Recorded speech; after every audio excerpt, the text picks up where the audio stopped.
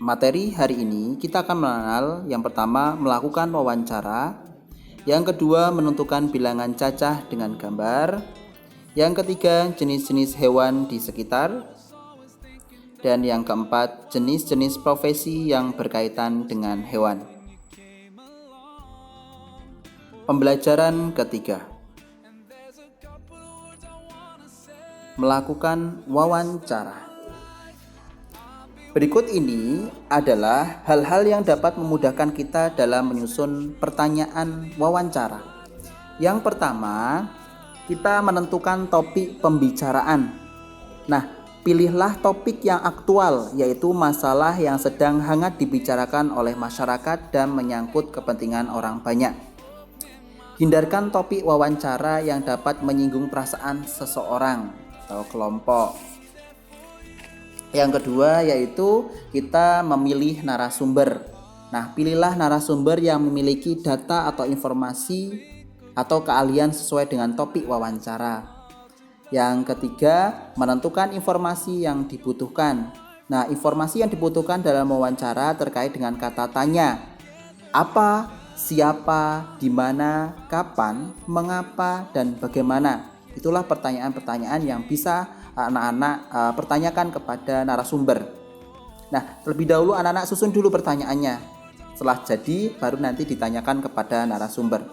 Dan yang terakhir yaitu yang keempat yaitu mengurutkan pertanyaan. Nah, pertanyaan diurutkan berdasarkan pertimbangan tertentu. Misalnya, dari masalah yang mudah ke masalah yang lebih sulit, dari masalah yang kurang penting ke masalah yang penting dan sebagainya. Itu namanya mengurutkan berdasarkan pertimbangan tertentu. Nah, apakah anak-anak punya binatang kesukaan?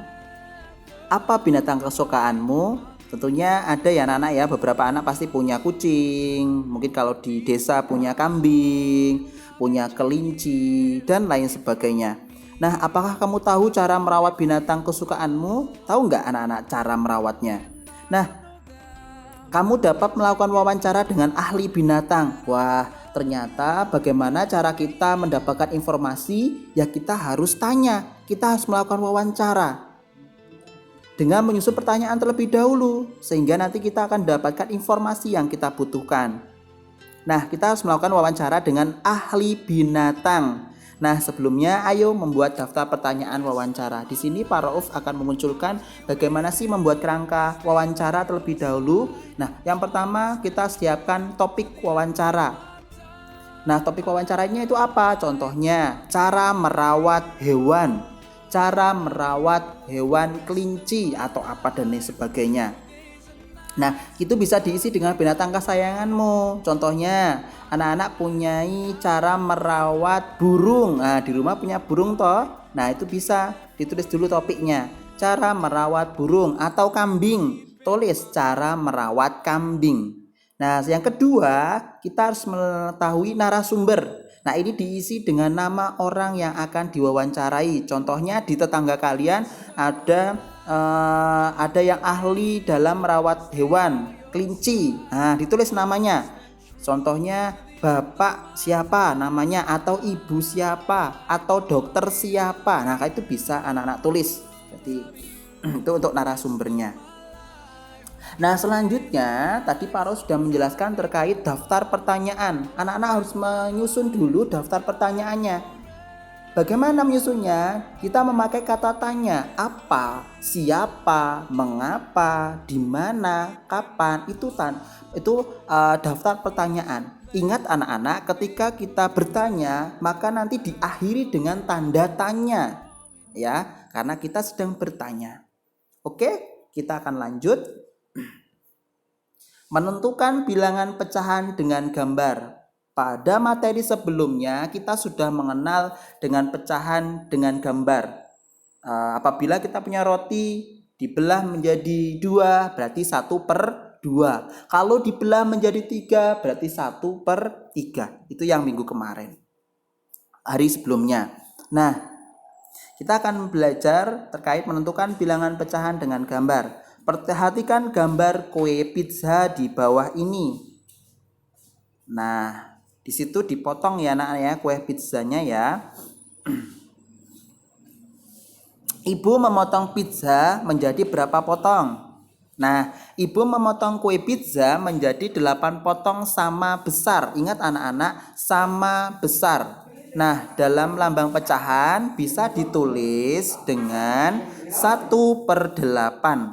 Ya, kalau dipotong menjadi 8 pizzanya, maka menjadi 1/8. Nek apabila pizzanya dipotong menjadi 9, berarti 1/9. Begitu ya anak-anak ya. Nah, perhatikan. Nah, 1/8, 1/8. 1 menduduki pembilang yang di atas ya anak-anak ya. Sedangkan yang di bawah itu namanya penyebut, yaitu angka 8. 1/8. Mana pembilangnya? Ya, pembilangnya 1. Sedangkan penyebutnya berapa? Yaitu 8. Oke.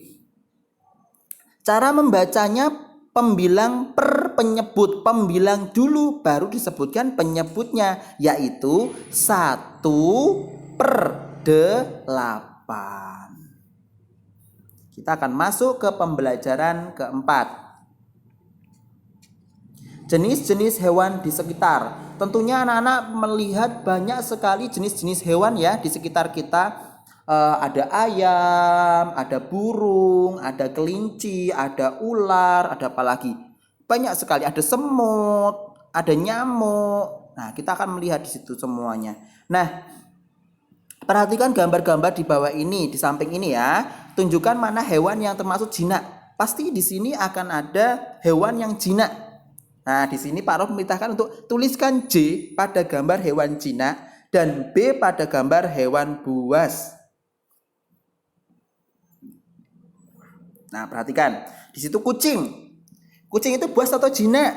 Wah, tentunya kucing itu jinak ya anak-anak ya. Rubah, ternyata dia buas. Mungkin ada nanti macan. Macan itu buas atau jinak? Itu buas. Nah, dan lain sebagainya. Nah, anak-anakku sekalian, tentunya kita itu mengenal profesi yang berkaitan dengan hewan sangat banyak sekali anak-anak ya. Kalau kita mengenal profesi, untuk profesi sendiri banyak sekali kita jumpai terkait pekerjaan. Nah, di sini Pak Rof akan menerangkan profesi adalah suatu pekerjaan yang membutuhkan pelatihan, penguasaan, dan pengetahuan khusus. Contoh profesi adalah pada bidang hukum, kesehatan, keuangan, militer, teknik desainer, dan tenaga pendidik. Nah, seseorang yang menguasai profesi tertentu disebut profesional. Pak ulangi lagi. Seseorang yang menguasai profesi tertentu disebut profesional. Meski demikian, istilah profesional juga digunakan untuk suatu kegiatan yang menerima upah. Nah, lawan kata dari profesional adalah amatir. Nah, contohnya petinju profesional menerima bayaran untuk pertandingan tinju. Sementara olahraga tinju sendiri umumnya tidak dianggap sebagai suatu profesi. Nah, perhatikan, di sini ada profesi yaitu dokter hewan. Pekerjaannya mengobati hewan yang sakit. Pekerjaan dari profesi-profesi yang berkaitan dengan hewan. Nah, di sini silahkan anak-anak mengerjakan terkait nama profesi, terus pekerjaannya apa. 1-7. Pengelola area konservasi pekerjaannya apa? Ahli zoologi pekerjaannya apa? Anak-anak juga bisa mengakses lewat internet juga untuk mengetahui informasi-informasi terkait profesi dan pekerjaannya. Nah, baiklah anak-anak, terima kasih pembelajaran hari ini kita cukupkan. Tetap semangat ya dan jaga kesehatan. Assalamualaikum warahmatullahi wabarakatuh.